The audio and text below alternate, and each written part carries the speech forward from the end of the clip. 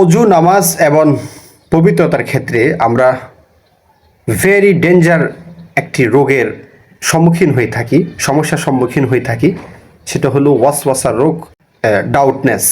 আপনি ঘরে পা দিয়েছেন, আপনার সন্দেহ লাগছে যে হয়তো বাচ্চাদের পেশাব পায়খানা এখানে পড়েছে। আপনি ওয়াশরুমে গিয়েছেন উজু গোসল করার জন্য, সেখানে পা রেখেছেন, পানি ব্যবহার করেছেন, আপনার সন্দেহ হচ্ছে যে হয়তো বাচ্চাদের প্রস্রাব অথবা এখানে কোনো নাপাকি পড়েছে, যেটা হয়তো ভালোভাবে পরিষ্কার করা হয়নি।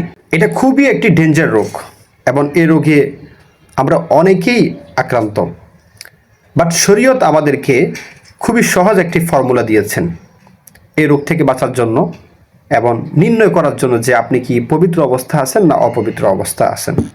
আপনি যে আপনার সন্দেহ হচ্ছে যে এই জায়গাতে আমি পা দিয়েছি, যে এখন কি আমি পাক নাকি না পাক, এটা নির্ণয় করার জন্য শরীয়ত একটি সহজ মানদণ্ড দিয়েছেন। ফোকাহাই কেরাম বলেন, যখন আপনি কসম খেয়ে 100% শিওর হয়ে কসম খেয়ে বলতে পারবেন যে আপনি অপবিত্র, অথবা আপনার এই স্থানটা অপবিত্র, আপনার এই কাপড়টা অপবিত্র, তখনই সেটা অপবিত্র বলে গণ্য হবে।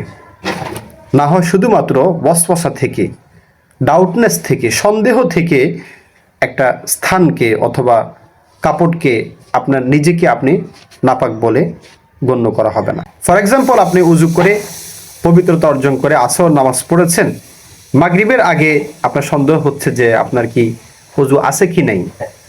এই যে আপনার সন্দেহ, আপনি শিওর নয় যে আপনার হয়তো উজু ভেঙেছে, এই সন্দেহের কারণে আপনি অপবিত্র বলে গণ্য হবেন না। কারণ আপনি যেহেতু উজু করেছেন শিওর, শরীয়তের মাসালা হলো আল ইয়াকিনু লা ইয়াজুলু বিশাক্কি, যে ইয়াকিন বিষয়, নিশ্চিত বিষয়, সেটা কোনো সন্দেহের কারণে দূর হবে না।